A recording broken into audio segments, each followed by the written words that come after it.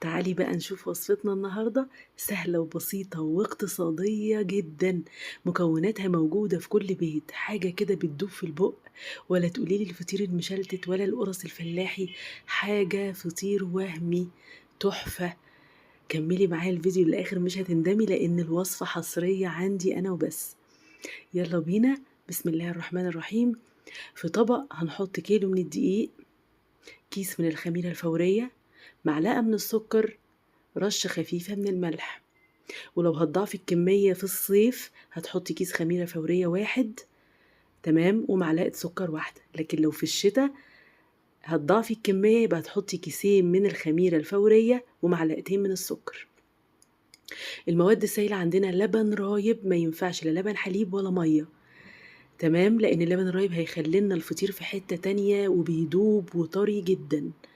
لو انتي في الشتاء هتنزلي باللبن الرايب تدفيه شوية على النار عشان يساعد على التخمير. لو انتي في الصيف فانا طلعته من التلاجة وسبته يهدى في المطبخ واستخدمته على طول في العجن. كمية اللبن الرايب للكيلو هو نص كيلو من اللبن الرايب. واحنا عارفين برضو انك ممكن تحتاجي شوية لان دي بيختلف من نوع للتاني، ممكن تحتاجي شوية او تقللي. فوانتي بتحطي اللبن الرايب حبة حبة لحد ما توصلي للسمك اللي انتي عايزاه. الفيصل عندنا دايما انك تاخدي بالك من سمك العجينة في النهاية. في وسط العجن وعجينتنا لسه فيها دقيق بنزل بالمادة الدهنية بتاعتي، ما بنزلش بيها في الاخر بعد ما اعجن العجينة، بنزل بيها وهي لسه فيها دقيق. كمية المادة الدهنية 150 جرام للكيلو، يعني مج الشاي العادي مليان سمنة ناقص صباعين. بعد ما نزلت المادة الدهنية كملت عجن باللبن الرايب ونزلت بالعجينة بتاعتي على الرخامة بالشكل ده. مش محتاجة أعجنها كتير قوي لأني مش عايزة أكون فيها عرق عشان تبقى دايبة في بقك كده وانتي بتاكليها. العجينة بتلزق جدا وطرية جدا. هنسيبها في طبق ندهنه دهنة كويسة من الزيت ونغطيه لمدة ساعة يتخمر. العجينة طرية ملبن زي ما انت شايفاها كده، وده السمك اللي احنا عايزينه، طرية جدا وبتلزق في ايدك. ولو انت مش متمكنة قوي وانت بتشكلي العجينة او بتكوريها فتدهني ايدك دهنة من الزيت علشان تقدري تكوريها وتفرديها في الصواني بتاعتك، ودهنة خفيفة قوي قوي من الزيت برضو في الصواني بتاعتك. هتملي كل الصواني بتاعتك بالفطير كله، يعني العجينة كلها بنفردها في الصواني بتاعنا. سمك العجينة زي ما انتم شايفين كده، لا هو سميكة قوي ولا هي رقيقة. ولو بقى منك عجين بتكوريه وتسيبيه في الصينية وتغطيه بالشكل ده، طبعا لان ممكن ميبقاش عندك كمية الصواني اللي تكفي كمية العجين بتاعتك. وللوش بقى هنحط لكل فطيرة عملناها في الصينية او لكل كورة معلقة من السمنة عليها بضاية.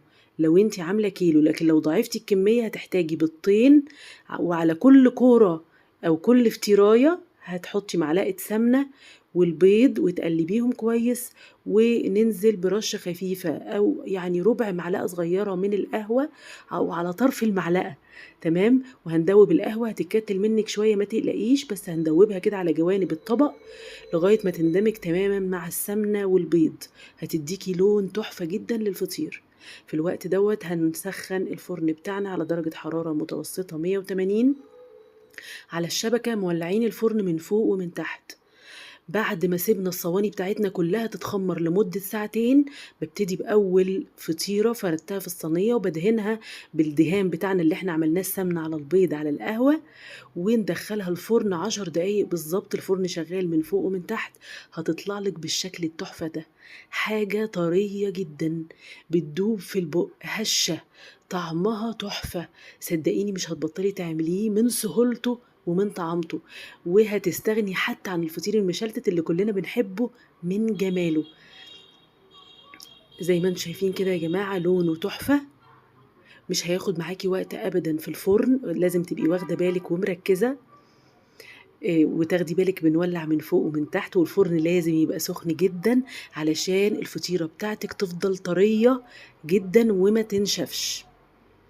هتطلع الفطيرة من الفرن، هتبدئي بخاخة كده دايمًا تبقى عندِك للمعجنات فيها مَيّة، تبخيها بخة خفيفة وتغطي الصينية اللي طلعت من الفرن، وكلي بقى الطراوة اللي أنتِ شايفاها دي بقى، حتة جبنة قديمة، شوية عسل أسمر، شوية عسل أبيض، حتة قشطة، وادعي لي. لو وصلتِ معايا لغاية هنا وعجبتِك الوصفة واستفدتِ بأي معلومة ولو بسيطة، ولو جربتِ الوصفة يا ريت تعملي لي لايك وكومنت، وتدعي لي دعوة حلوة كده من قلبِك على جمال الوصفة اللي هتجربيها وهتدمنيها. أشوفكم دايمًا في وصفات أجمل، أتمنى أكون عند حسن ظنكم. لايك وكومنتات بقى، تابعوني على التيك توك وعلى اليوتيوب.